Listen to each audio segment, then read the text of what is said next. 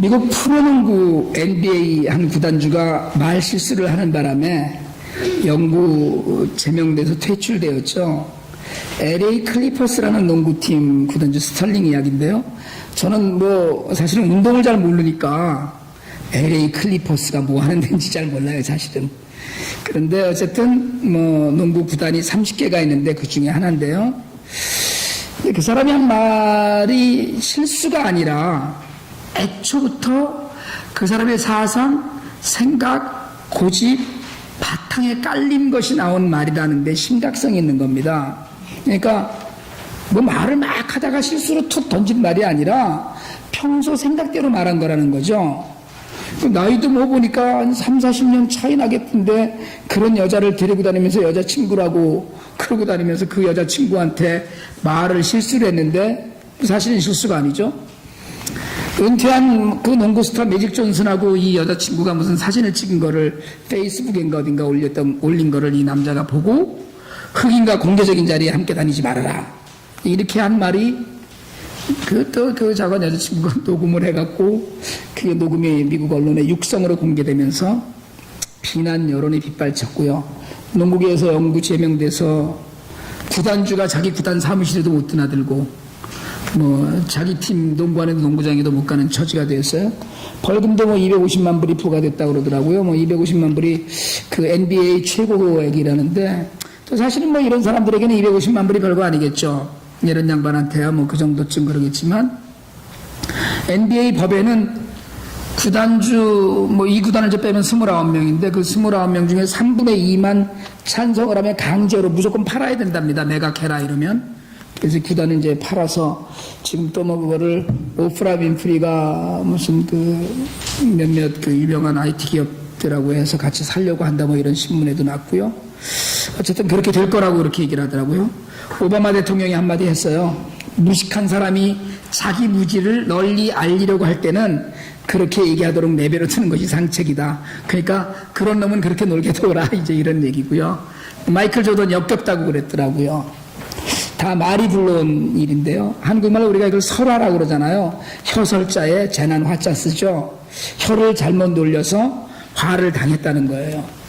근데 나중에는 또 그 여자친구를 그 걔를 미리 매수했어야 되는 건데 돈을 주고 입막음을 했어야 되는 건데 이 말까지 이제 신문에 보도가 돼서 비난이 가중되고 있습니다. 중요한 건 이 스털링이라는 구단주가 그 자리에서 내려오게 한 이 말이 그거 아무 생각 없이 한 말이 아니라는 거예요. 아까도 말씀드렸지만 이미 그 사람의 중심 안에 그런 사상과 철학, 철학이랄 것도 없겠지만 평소에 그런 인종차별적인 생각, 성향의 생각이 가득 담겨져 있다가 맨날 보면 자기가 소유한 그 구단에도 백인 선수는 한두 명밖에 없고 나머지 다 흑인이더라고요. 그런데도 속으로는 정말 그 욕설을 섞어가면서 흑인들을 비하했다는 거죠, 평상시에. 그러다가 그게 이제 나온 거예요. 사실 우리도 이야기를 하는데 사실은 평소에 생각과 머릿속에 드는 것이 사실은 입으로 툭툭 나오는 거거든요. 우리가 말에 관해서, 말의 힘에 관해서 이야기하면서 전에 말씀을 드렸지만은 말을 이렇게 대화를 하면서 저쪽에서 무슨 말을 하면 무슨 말을 할까를 생각하고서는 몇 초 있다가 대답하는 게 아니고 말이 그냥 계속 오고 가잖아요.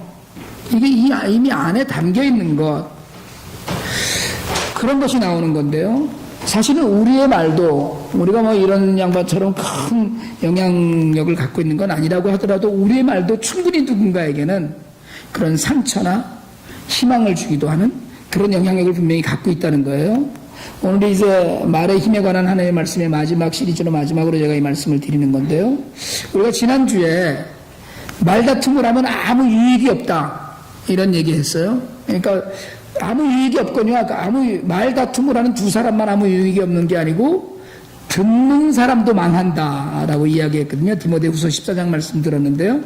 같이 한번 지난주 거 읽어봅시다. 디모데후서 2장 14절 말씀입니다. 너는 그들로 이 일을 기억하게 하여 말다툼을 하지 말라고 하나님 앞에서 엄히 명하라. 이는 유익이 하나도 없고 도리어 듣는 자들을 망하게 함이라. 그러니까 우리 말은 참 무서운 겁니다. 듣는 자들을 망하게 하는 거예요. 근데 오늘 우리가 읽은 말씀은 전혀 다른 각도의 말씀이잖아요. 더러운 말 입 밖에도 내지 말고 덕을 세우는 데 소용되는 대로 선한 말을 해라. 왜요? 듣는 자들에게 은혜를 끼치라는 거예요. 그러니까 다투는 말 가운데 망하기도 하고 선한 말 가운데 은혜를 끼치기도 해요. 그러니까 어떤 선한 말이냐면 덕을 세우는 말이라는 거죠. 여러분, 입에 무조건 발린 말이 아니라 그냥 우리 그러니 말만 잘한다 이러잖아요. 말만 좋다 이런 게 아니고 정말 하나님의 덕을 세우는 데 소용되는 말, 그런 선한 말 하나님이 들으실 때 그것이 비록 대화의 당사자가 아니더라도 그런 말을 할 때는 그렇더라도 은혜를 받는다는 거죠. 여러분, 사실은 제가 몇 주째 계속 말씀드렸지만 세월호 사건을 겪으면서 우리는 말이 갖는 그 파괴력을 보고 있습니다. 아주 적나라하게 보고 있어요. 그러다 보니까 이제 계속해서 막 그렇게 뭐 누구를 지탄하고 손가락질하는 말들이 이제 계속 나오다가 요즘 이제 분위기가 그만하자 정말. 이게 자꾸 얘기해봐야 되는 일도 아닌데 말도 뭐 지금 실종되고 그렇게 아픔을 겪고 있는 그런 분들도 있고 다들 아파하고 지금 뭐 안산시 같은 경우에는 집단 트라우마다 뭐 이렇게 얘기를 하는데 자꾸 말을 해서 거기다가 뭐를 부채질하듯이 그렇게 하지 말고 그만하자 이런 얘기가 지금 나오고 있는데요. 여러분, 건강하고 좋은 말도 장소에 따라 아름답게 들리지 않을 때가 있습니다. 내가 네 편을 들어주는 거야 라고 얘기를 하는데도 사실은 모든 사람에게 상처를 주는 말이 될 수도 있고요. 정말 뭐 심지어는 세월호 사건 때문에 개그 프로에서도 이게 어떻게 웃어야 될지를 모르겠다 뭐 이런 얘기를 하거든요. 그러니까 어려운 시간에 여러분 말 조심은 불 조심하듯이 해야 됩니다. 우리가 말 조심을 불 조심하듯이 안 해요. 뭐 꺼진 불도 다시 보자 우리 이런 얘기 했잖아요. 그런데 요새는 뭐 말은 그냥 무책임하게 지나가다가 결국은 어려운 처지에 당하기도 하는데 여러분, 사실 말은 하나님이 주신 가장 귀한 도구입니다.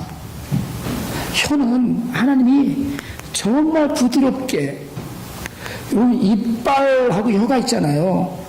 입을 구조로 먹고 우리가 맛을 보고 사는 일인데 혀는 부드럽거든요. 혀를 잘 쓰라고 자꾸 가르칩니다. 이빨은 단단하지만 어느 순간에는 뽑아져서 빠져버리기도 하고 없어지기도 하지만 혀는 끝까지 가요. 하나님이 주신 혀를 통해서 우리가 하나님이 주신 말을 하는데 말은 정말 귀한 것이고 그리고 말을 통해서 생산적이고 합리적인 공동체 생활이 가능하거든요. 그런데 어렵다는 거예요. 정말 지난 2개월 동안 우리가 눈에 계속해서 말씀을 같이 나눴지만 크리스찬의 언어 생활은 우리에게 변화를 사실은 요구합니다.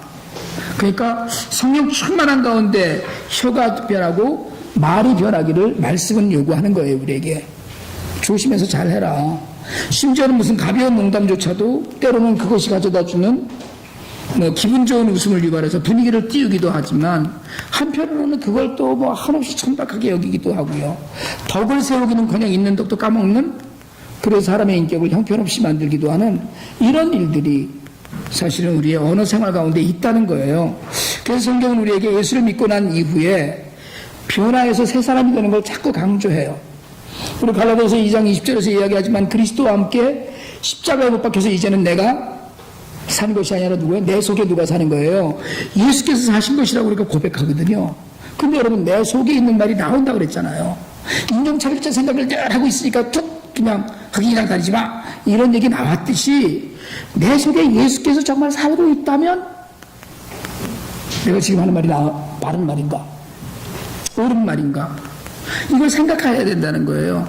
내 속에 예수가 사시는데, 내 속에 예수가 사시는데 쓸 수 있는 단어와 내 속에 예수가 사시는데 내가 다른 이들이 들어서 덕이 되지 않는 말을 할 수 있는지는 돌아보아야 된다는 거예요. 그러니까 내 안에 예수께서 사신다면 남들이 듣기에 민망한 말은 못하는 거죠. 여러분, 혹시 내가 오늘 언어 생활이 정말 바르고 괜찮지 않다면, 또는 내가 정말 예수를 제대로 믿고 있다면 이런 것들을 자꾸 묵상하고 돌아보고 생각해야 됩니다. 그러니까 예수를 믿게 되었다고, 예수를 구주로 영접했다고 사람이 금방 달라지지는 않죠. 그렇지만 정말 천국을 향해서 걸어가지 그렇게 사람이 변해야 되는 것처럼 우리의 말도 이제는 바뀌어야 된다는 거예요. 어느 생각을 바뀌어야 된다는 거예요. 근데 여러분, 진실한 크리스천은 하는 말이 다릅니다. 여러분, 정말로 진실한 크리스천은 말과 언어가 달라져야 돼요. 계속해서 지금 우리가 그 민수기의 말씀을 갖고 이야기하잖아요. 하나님이 들으시는 대로 행할 것이다. 이걸 두려움을 갖고 생각해야 되거든요. 무서운 이야기예요. 근데 우리는 그냥 가볍게 생각하고 해요. 근데 믿는 사람이나 안 믿는 사람이나 구분이 안 되는 건 삶의 전반에서 나타나는 현상인데, 특별히 언어 생활에서 그 증거가 드러나고요. 그러니까 믿는 사람은 좀 다른 말을 하고 늘 남들을 격려하고, 아까 우리 애들하고 얘기했듯이 선한 말을 하고 정말 좋은 말로 어떻게 하면 우리가 예수님께로 집중할 수 있나, 이거를 생각하는 말을 해야 되는데, 여러분, 말 한마디 그 안에 무엇이 들어있을까 우리가 생각하게 되는 거거든요. 뼛속까지 흑인을 경멸하는 인종차별적 생각을 담고 있으니까 그 말이 나오듯이 사람은 자기 안에 담고 있는 걸 뱉어요. 그래서 크리스찬의 언어 생활은, 우리의 언어 생활은 사실은 저부터도 말이 좀 바뀌어야 돼요. 예수로 바뀌고 진실하고 신실함으로 바뀌면 첫째는 말을 많이 안 하게 되고요, 천천히 하게 되고요, 그리고 말로써 우리 모두가 취업하는 그런 이야기를 하게 돼요. 그러니까 여러분, 정말로 우리가 신실함으로 바뀌어야 되는데, 내 안에 예수가 있고 내 안에 성령이 충만하면 하나님의 말씀이 여기서 나오죠. 내 삶의 변화된 모습을 보고 사람들이 은혜받아야 되는 거거든요. 그러니까 내가 하는 말조차도 어떻게 저렇게 말을 참 덕스럽게 하나, 이런 이야기를 들을 수 있어야 되는 거예요.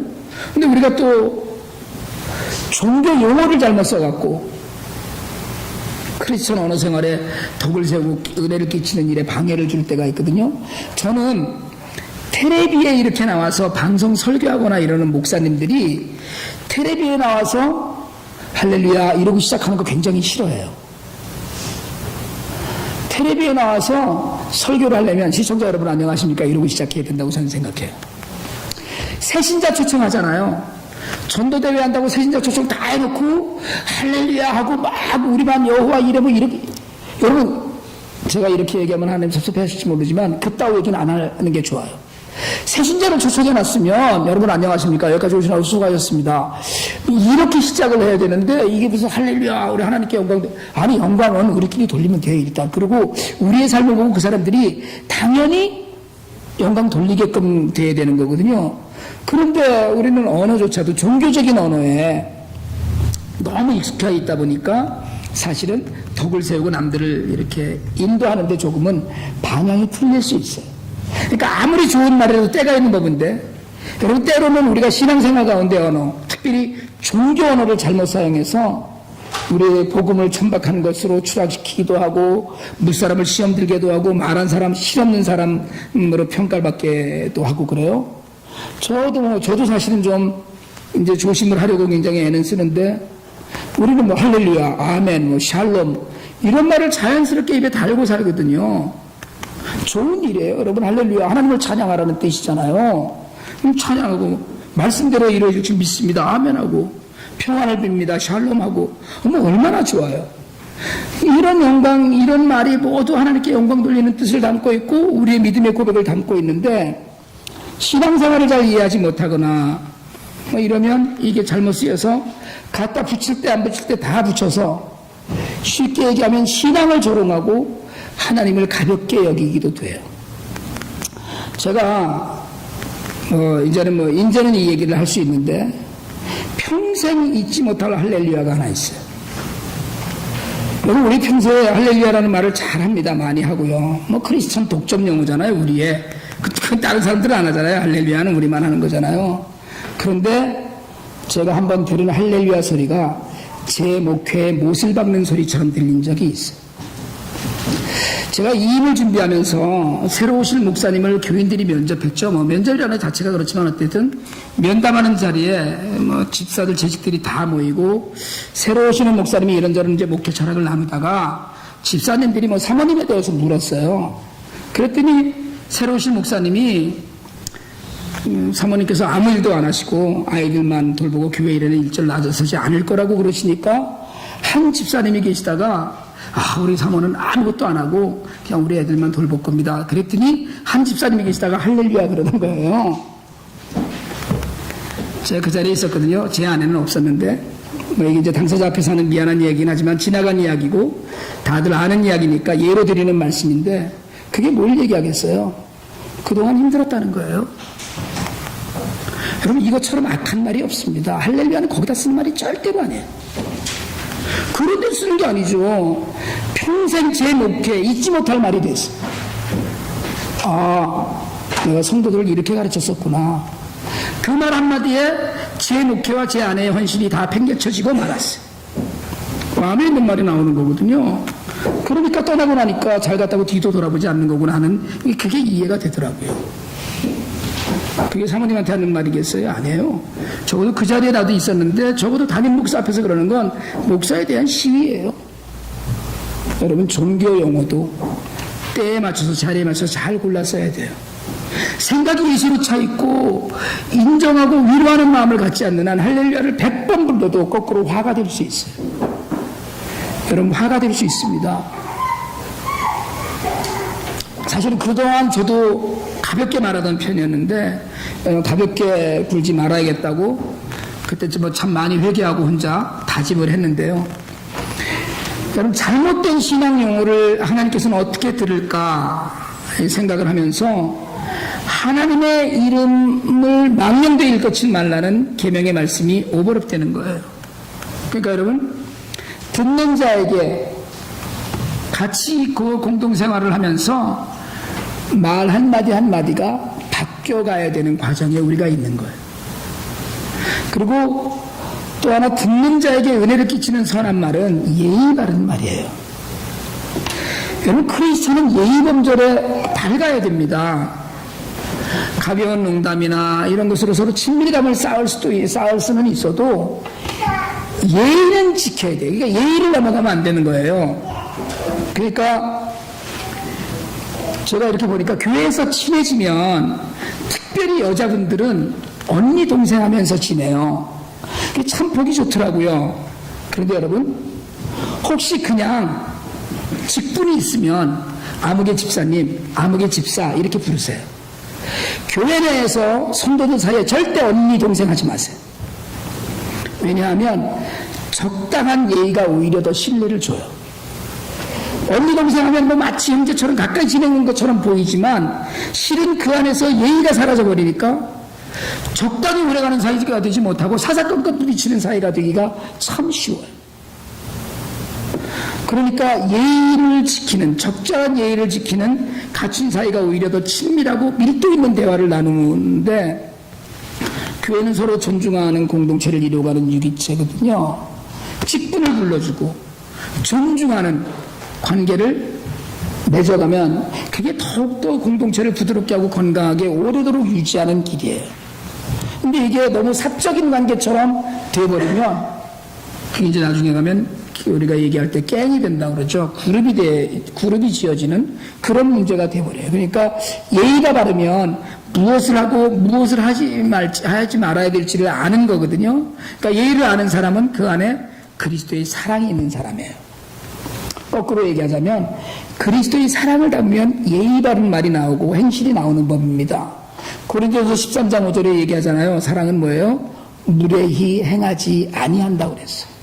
그러니까 말을 바꿔서 예의를 갖추면 그 안에 사랑이 있음이 증명되는 거예요. 그러니까 예의 있는 말을 하는 건 사랑이 있는 거예요. 사실은 그 안에. 그러니까 사랑과 믿음 안에서 우리는 덕을 세우고 은혜를 나눌 수 있는데 친밀하고 막 함부로 대해야지 그게 사랑이고 화목인 것처럼 생각하지만 성경은 절대로 그렇게 가르치지 않는다는 거예요. 성경은 무례히 행하지 말라는 거예요. 교회는 여러분 전혀 다른 사람들이 모이는 곳입니다. 이 안에서 우리가 우리의 언어 생활을 돌보면서 하나님께서 들으시고 들으신 대로 행하시는 말, 그 말을 우리가 해야 돼요. 남을 축복해주고 칭찬해주고 가까우면 사실은 책망도 할 수 있어야 되고, 그래서 정직하면 흥한다는 말씀 가운데 정말 다투지도 말아야 되고요. 그런 가운데 우리가 명심해야 될 것, 말은 이웃을 망하게도 하고 이웃을 흥화롭게도 하고 모든 것이 우리의 입술 안에 달려있어요. 잘 될 것을 늘 선포하고 덕스러운 선한 말로 은혜를 끼치는 것은 말이 바뀌면 되는 일이에요. 말이 바뀌면. 여러분, 말을 바꿔서 다른 이들에게 은혜를 끼치면 첫째, 하나님이 기뻐하실 거 아니에요. 두 번째는 자신이 달라지고요. 세 번째는 사람들이 인정합니다. 그러면은요, 그러니까 말하는 사람이 인격적인 성숙을 인정받고 가정이 얼마나 좋아지겠어요. 서로 말을 조심해가면서 서로 존중해가면서 하는데, 그럼 더욱더 화목해지는 거예요. 그러면 교회는요, 교회는 당연히 부흥하죠. 그러니까 혹시 우리가 이사 갔는데도 부흥을 안 하면 여러분들이 나가서 말을 잘못하고 있는 거예요? 그렇게 알아도 되죠? 이 마을을 나가서 어떻게 했길래 사람들이 안 오냐? 이래도 되는 거예요. 여러분, 말만 바꾸면 속된 말로 대박이에요. 대박. 말만 바꾸면. 우리가 말을 바꾸기 위해서 예수로 채울 수 있길 바랍니다. 말을 바꾸기 위해서 하나님의 사랑으로 충만하시길 바랍니다. 성령 충만한 삶을 위해서 말씀을 늘 묵상하고 말로 실수하지 않고 말로 허물되지 않기를 바랍니다. 저도 조심하려고 하고요. 여러분, 우리 모두가 같이 조심해서, 말 한마디로 천냥빚도 갚는다잖아요. 말이 바뀌면 우리 인생을 분명히 바꿀 수 있습니다. 그래서 오늘 본문 말씀처럼 가까이서 듣는 우리 모든 사람들에게 하나님의 은혜를 풍성히 나누는 저와 여러분이 다 될 수 있기를 주님의 이름으로 축원합니다. 기도드리겠습니다.